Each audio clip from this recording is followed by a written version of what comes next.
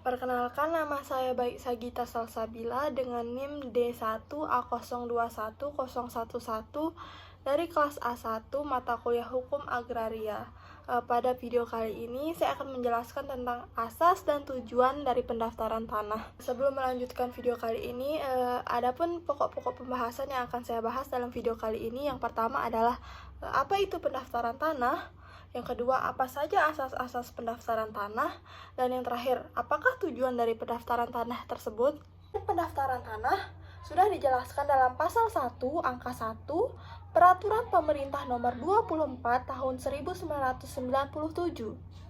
yang dimana pasal tersebut berbunyi, pendaftaran tanah adalah serangkaian kegiatan yang dilakukan secara terus-menerus, berkesinambungan dan teratur, meliputi pengumpulan, pengolahan, pembukuan, dan penyajian, serta pemeliharaan data fisik dan data yuridis dalam bentuk peta dan daftar mengenai bidang-bidang tanah dan satuan rumah susun, termasuk pemberian surat tanda bukti haknya. Berikutnya, adapun asas-asas pendaftaran tanah terdapat dalam pasal 2 Peraturan Pemerintah Nomor 24 Tahun 1997.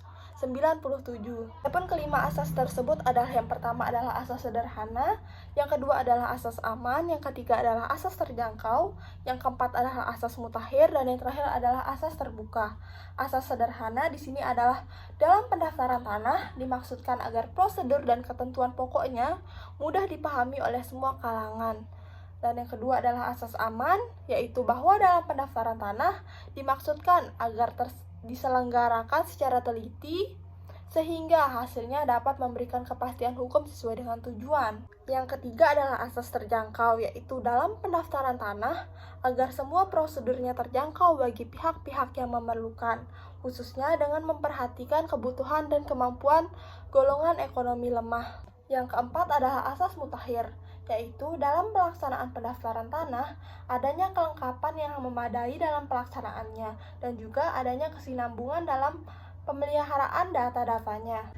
Yang kelima adalah asas terbuka, yaitu dalam pendaftaran tanah, hendaknya selalu bersifat terbuka bagi semua pihak, sehingga bisa memberikan kemudahan bagi para pihak-pihak yang membutuhkan keterangan terkait suatu tanah. Selanjutnya adalah tujuan pendaftaran tanah. Tujuan pendaftaran tanah dimuat dalam pasal 3 Peraturan Pemerintah Nomor 24 Tahun 1997, yang dimana dalam pasal tersebut membuat 3 tujuan pendaftaran tanah. Yang pertama adalah untuk memberikan kepastian hukum dan perlindungan hukum kepada pemegang hak, yang dimana pemegang hak tersebut diberikan sertifikat agar bisa membuktikan bahwa dirinya lah sebagai pemegang hak yang sebenarnya. Yang kedua adalah untuk menyediakan informasi kepada pihak-pihak yang berkepentingan. Yang ketiga adalah untuk terselenggaranya tertib administrasi pertanahan. Menjamin kepastian hukum hak-hak atas tanah, maka pendaftaran tanah harus meliputi 2 kegiatan, yaitu yang pertama adalah kadaster hak, yaitu kegiatan dan pemetaan bidang-bidang tanah dan pendaftaran bidang-bidang tanah tersebut ke dalam daftar-daftar tanah. Yang kedua adalah pendaftaran hak, yaitu kegiatan pendaftaran hak-hak dalam daftar-daftar buku tanah atas pemegang haknya. Saja sekian yang dapat saya sampaikan, kurang lebihnya mohon maaf. Assalamualaikum warahmatullahi wabarakatuh. Terima kasih.